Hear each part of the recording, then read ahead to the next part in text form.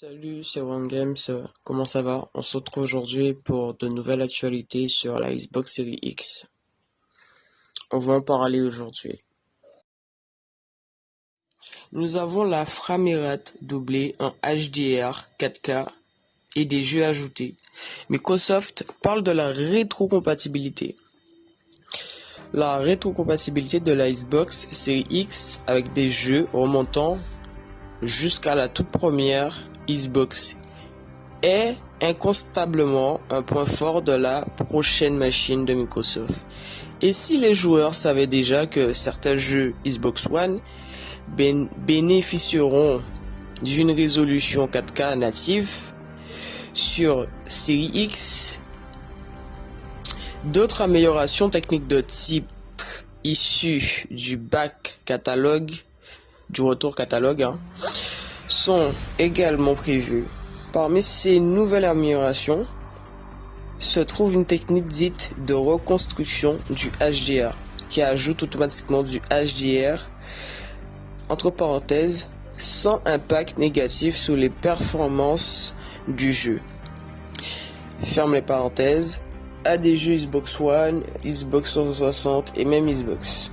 Certains titres pourront voir leur résolution native monter jusqu'à la 4K ou se voit appliquer du filtrage anisotrope entre parenthèses afin de réduire l'aliasing et le flou sur les textures. D'autres innovations évoquées ici permettront de doubler le framerate de certains jeux entre parenthèses passeront donc de 30 à 60 fps ou de 60 à 120 fps. Jason Ronald indique que son équipe accepte toujours les retours des joueurs au sujet des jeux qu'il souhaiterait voir ajoutés à la liste des jeux rétrocompatibles.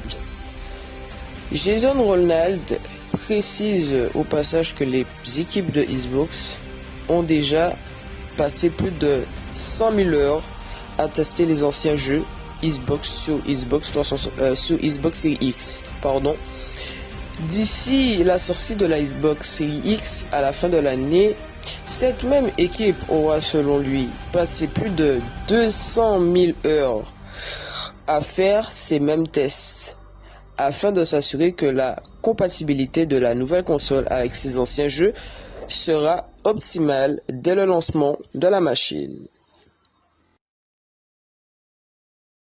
Nous avons Microsoft qui répond à la remarque de Sony concernant les générations.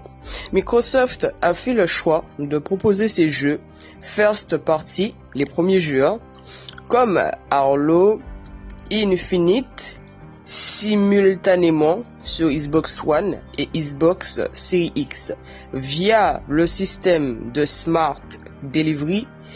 Il proposera également des mises à jour à niveau gratuite sur Xbox Series X, des jeux disposant d'une version Next Gen achetée initialement par le consommateur sur Xbox One. Du côté de Sony insiste sur le fait que certaines expériences ne seront disponibles que sur PlayStation 5.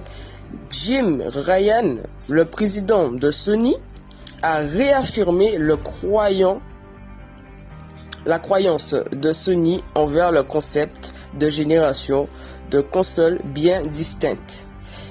Il nous explique que Sony, il est temps de donner à la communauté PlayStation quelque chose de nouveau, quelque chose de différent, quelque chose dont il n'est possible de profiter que sur PlayStation 5. Microsoft croit lui aussi aux générations, mais pas de la même manière que Sony. Nous avons Microsoft qui donne des informations sur le lancement japonais. Phil Spencer a déclaré que sa société voulait faire mieux au Japon. Un des moyens d'y parvenir réside dans une sortie mondiale selon Microsoft. Microsoft a confirmé au site du magazine japonais Famitsu que la Xbox Series X est prévue pour sortir au Japon en même temps durant la période des fêtes de fin d'année 2020. L'article de Famitsu Rappelle que la Xbox One est sortie le 4 septembre 2014 au Japon, soit 10 mois après sa sortie en Occident. Même si cela ne suffit pas à justifier les chiffres de vente de la Xbox One dans l'archipel, le magazine Nippon souligne par ailleurs que Microsoft avait placé le Japon dans les pays de deuxième groupe par rapport à la sortie de la Xbox One. Ce qui donne l'impression qu'un marché de moindre importance, en plus de confirmer que la Xbox Series X sortira bien pendant les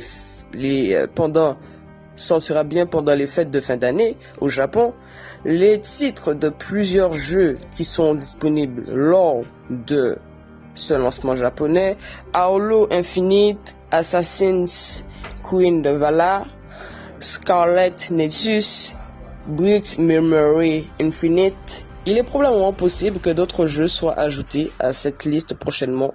On a Phil Spencer a récemment réaffirmé que le marché japonais était important pour Microsoft. Il a à ce propos déclaré qu'il voulait s'assurer que la Xbox Series X sorte au Japon en même temps que dans le reste du monde. Reste maintenant à découvrir les autres mesures prises par le constructeur américain pour éviter que la catastrophe Xbox One ne se reproduise. Je vous donne un exemple très simple. Microsoft n'aurait, selon Matthew, vendu que 15 339 Xbox One au Japon en 2018. Dites-moi, pensez-vous que Microsoft peut arranger les choses au Japon avec la Xbox Series X? Alors, nous avons une nouvelle version de la boutique en ligne de Microsoft Store, Mercury. Une vidéo qui a fait la fuite sur le Game Pass à l'honneur. C'est une information qui a fait beaucoup parler sur Windows Community, qui s'est procuré une première vidéo courte de la présentation de l'interface qui se devait de faire mieux que l'actuelle version. Les utilisateurs de l'application Xbox Game Bar pour PC vont trouver une présentation assez similaire au nom de code Mercury. Je pense qu'ils veulent essayer de battre Sony. L'un des changements visibles dans cette première présentation concerne le Game Pass ou l'abonnement selon Microsoft, qui s'est récemment enorgueilli d'avoir dépassé la barre des 100 000 utilisateurs. Le public ne réalise pas encore ce que propose la console selon Phil Spencer. Parler d'une console et mettre en ligne des t-shirts, c'est une chose. Permettre à la presse et au public d'essayer des jeux en est une autre. Encore que Phil Spencer, cette différence est déterminante. Phil Spencer était il y a quelques jours l'invité du podcast de Régie Fils Aimé. Au cours de cette émission, le sujet de la Xbox X a été abordé d'après le grand patron de Xbox. La situation actuelle ne permet pas de véritablement montrer ce qu'offre la nouvelle console de sa société. Il est difficile d'expliquer la sensation que procure le fait de jouer sur une console sur laquelle les framerates sont plus élevés et plus stables. La fluidité entre parenthèses des jeux sur Xbox Series X est quelque chose qu'il est tout simplement impossible à mettre en vidéo. Comment montrer la sensation que procure quelque chose? Nous en sommes à un point où l'immersion que vous ressentez à travers la fluidité et d'autres choses du genre et au même niveau que les capacités visuelles dont nous disposons. Comment partager cela avec le public dans le monde actuel? Comparé à ce que proposaient les consoles des précédentes générations, les sensations, entre parenthèses, de jeu sur Xbox Series X seront quelque chose dont les gens parlent positivement. Pour résoudre cette problématique, la solution est de permettre au public d'essayer la Xbox Series X et ses jeux. La crise sanitaire actuelle qui a provoqué l'annulation de tous les salles de jeux vidéo majeures cette année ne facilite clairement pas la tâche de Microsoft à ce niveau. Phil Spencer se dit optimiste quant à l'existence d'une possibilité de permettre au public de prendre la console en main avant sa sortie. Mais cela n'arrivera pas avant un moment. Les mesures de distanciation sociale et dans certains cas de confinement étant toujours de mise dans de nombreux pays. Pour rappel, la Xbox Series X est toujours prévue pour la fin de cette année. Que vous inspirent ces déclarations de Phil Spencer? Placez-vous la fluidité au même niveau que la fidélité graphique ou pensez-vous que la fluidité est plus importante? Attendez-vous de pouvoir essayer la console avant de vous décider? Dites-moi dans les commentaires.